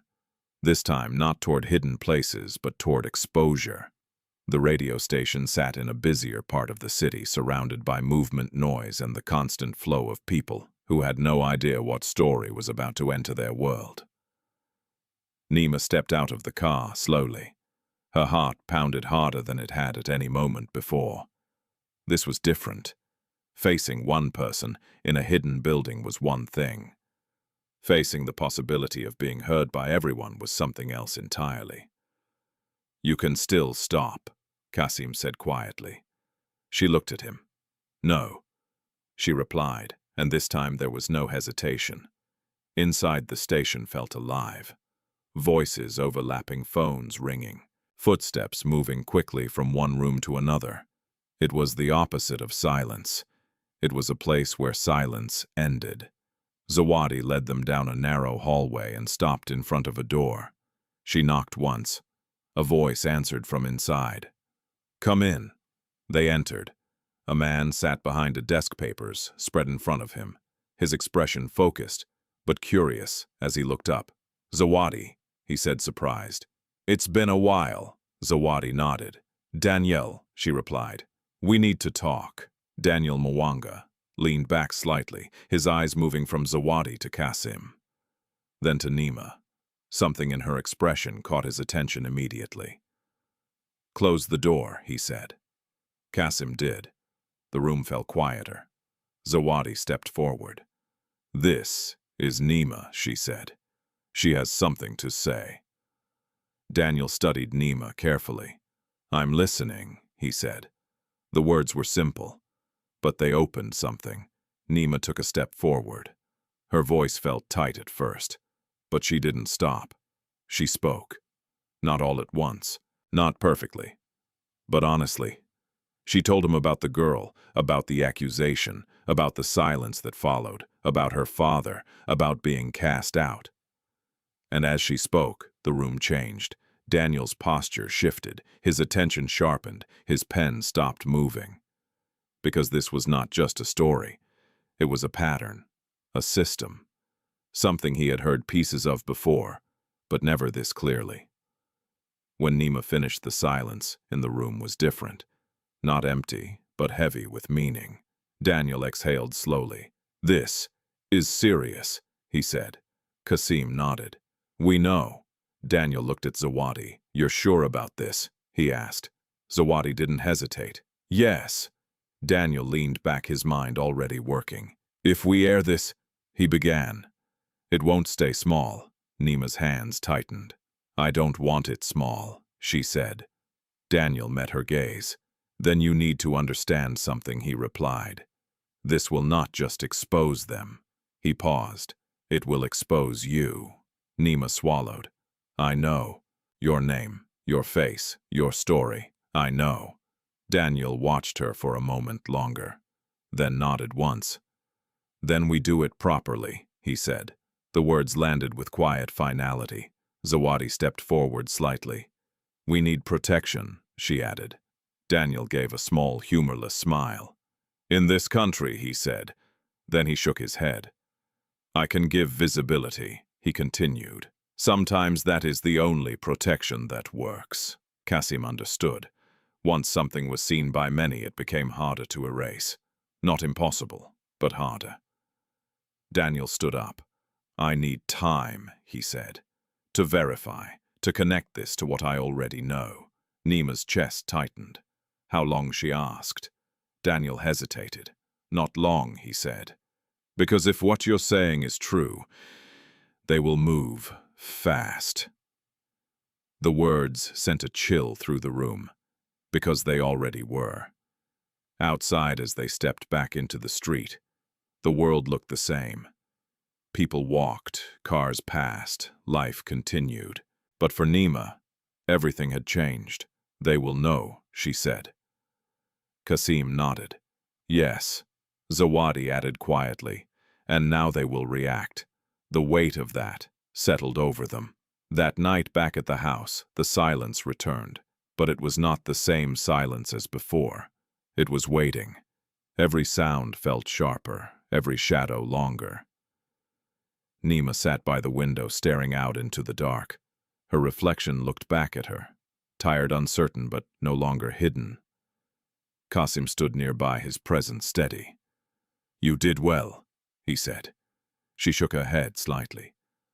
"I don't feel strong," she admitted. Kassim nodded. "Strength is not always a feeling," he said. She looked at him. "Then what is it?" He paused, then answered quietly. "Sometimes it is a decision you keep standing in." Neema absorbed that. Outside, the faint sound of a vehicle slowed near the house. Both of them noticed. Neither spoke. The engine idled for a moment, then drove away, but not before stopping just long enough to be seen. Zawadi stepped into the room. "They are watching," she said. Kassim didn't react, because he already knew. Neema's heart beat faster. "This is just the beginning," she whispered. Zawadi met her gaze. "Yes."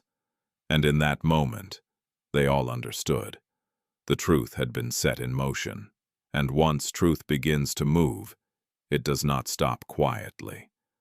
What came next would decide everything. The night before the story aired felt longer than any night Neema had ever lived through. Time did not move the way it usually did. It stretched, slowed, pressed against every thought until even breathing felt deliberate.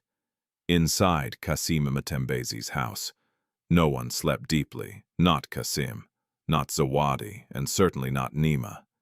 They were not waiting for something unknown anymore. They were waiting for something inevitable. Daniel Mwanga had called earlier that evening. "It's ready," he said. "We go live in the morning." His voice had been steady but careful. He had confirmed what he could records, names, patterns that aligned too clearly to be coincidence. It was not just Neema's story anymore. It was evidence of something larger, and once it aired, it would not belong to them alone. Now sitting by the window, Neema watched the darkness outside slowly begin to soften into early light. The world would wake soon.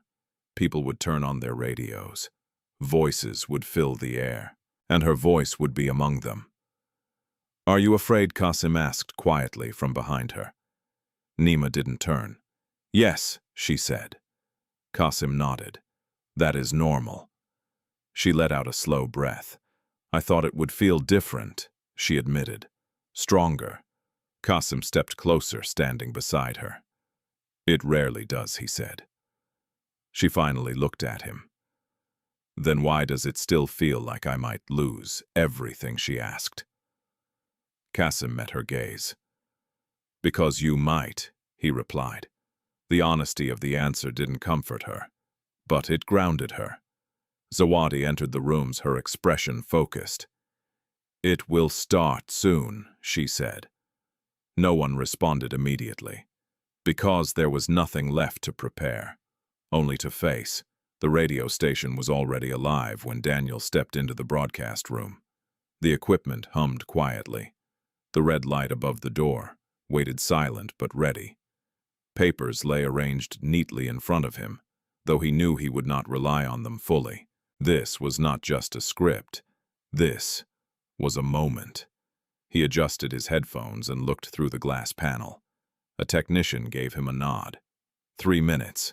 Daniel exhaled slowly, then sat forward. Back at the house, Kassim turned on the small radio.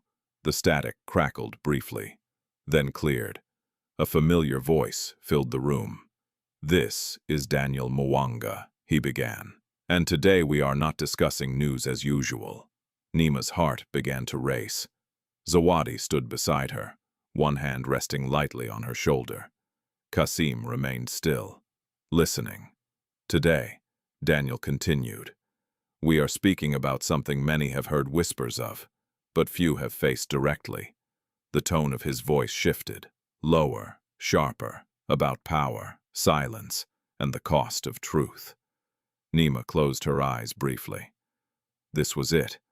Her story unfolded not as chaos, not as desperation, but as clarity. Daniel spoke carefully, connecting details, revealing patterns, asking questions that forced listeners to think. Then he paused. "And now," he said, "you will hear from someone who refused to remain silent." Neema's breath caught. Her recorded voice filled the room. Softer than she remembered, but steady, real. Every word she had spoken the day before now traveled beyond the walls of that house, into homes, shops, streets, places she would never see. And with every sentence, the truth spread. Across the city, reactions began immediately. In small shops, people paused mid-conversation. At the water points, women stopped filling their containers. In taxis, drivers turned up the volume. The story moved, fast, and where it reached it, unsettled. Because it was not unfamiliar. It was simply, finally spoken. Back at the house, the silence after the broadcast ended felt different from any silence before. It was not empty. It was charged. Neema opened her eyes slowly. "It's done," she whispered. Kassim nodded. "Yes." Zawadi exhaled quietly. "And now," she said, "we see what comes next." They didn't have to wait long. The phone rang. All three of them froze. Kassim stepped forward and answered. He listened, said nothing, then hung up. Neema's chest tightened. "Who was it?" she asked. Kassim looked at her. "Your father." The words hit like a sudden drop. Neema's breath faltered. "What did he say?" she asked. Kassim's expression remained steady. "He wants to meet." Silence, deep, heavy. Zawadi spoke first. "That is not about reconciliation," she said. Kassim nodded. "I know." Neema's hands trembled. "He didn't come when I was thrown out," she said. "He didn't come when I was alone." Her voice tightened. "Why now?" Kassim met her gaze. "Because now, you are not invisible." The truth of that settled deeply. Zawadi stepped closer. "You don't have to go," she said. Neema closed her eyes briefly, then opened them again. "Yes," she said. Both of them looked at her. "I do." The meeting took place later that day. Not at Kassim's house, not at the radio station. but in a neutral place, a quiet compound where conversations could happen without interruption. Neema stood still as her father approached. Mzee Juma Achieng looked older than she remembered, but not softer. His eyes moved over her, not with relief, but with calculation. "You should not have done this," he said immediately. No greeting, no apology. Neema felt something inside her settle, a final piece of doubt disappearing. "You should not have chosen them," she replied. Silence. Kassim stood a short distance away. Zawadi, beside him, watching, not interfering. Mzee Juma's expression hardened. "You don't understand what you have started," he said. Neema nodded slowly. "No," she said, "but I understand what you ended." The words landed, clear, sharp, final. Her father's voice lowered. "You have destroyed this family," he said. Neema held his gaze. "No," she replied. "You did." Silence. There was nothing left to say, because the truth did not need argument. Mzee Juma turned and walked away, and for the first time, Neema did not feel the urge to follow. Days passed, then weeks. The story did not disappear. It grew. Investigations began. Questions were asked in places that had once remained silent, and slowly, very slowly, accountability began to take shape. It was not immediate. It was not perfect, but it was real. One evening, Neema sat outside Kassim's house watching the sun set. The air felt different now, not free of danger, but no longer suffocating. Kassim sat beside her. "You stayed," she said quietly. He nodded. "Yes." She looked at him. Why? Kassim paused, then answered. "Because someone needed to." Neema smiled softly. Not out of happiness, but out of understanding, and for the first time it felt like something had been returned to her. Not what she lost, but something new, something chosen, a sense of self, a sense of belonging, a sense of truth that could not be taken again. Sometimes the people who are supposed to protect us are the ones who fail us the most. And when that happens, the world often expects silence because silence is easier, safer, more convenient. But silence does not heal. It hides, it protects the wrong things, and it leaves the wounded, carrying burdens they were never meant to carry alone. Neema's story reminds us that courage does not always feel strong. It does not arrive with confidence or certainty. Sometimes it comes trembling, afraid, unsure of what will happen next. But it moves anyway. Kassim's choice reminds us of something equally powerful, that family is not always defined by blood. Sometimes it is defined by who chooses to stand beside you when walking away would be easier. And Zawadi's presence shows us that truth rarely survives alone. It needs witnesses, it needs voices, it needs people who refuse to look away. Justice in real life is not instant, it is slow, it is imperfect. But it begins the moment someone decides that silence is no longer acceptable. So wherever you are watching from today, tell us in the comments, what would you have done in Neema's place? If this story touched you, don't forget to like, share, and subscribe. Because stories like this are not just stories. They are reminders that even in the darkest moments, truth still has a voice. And sometimes that voice is yours.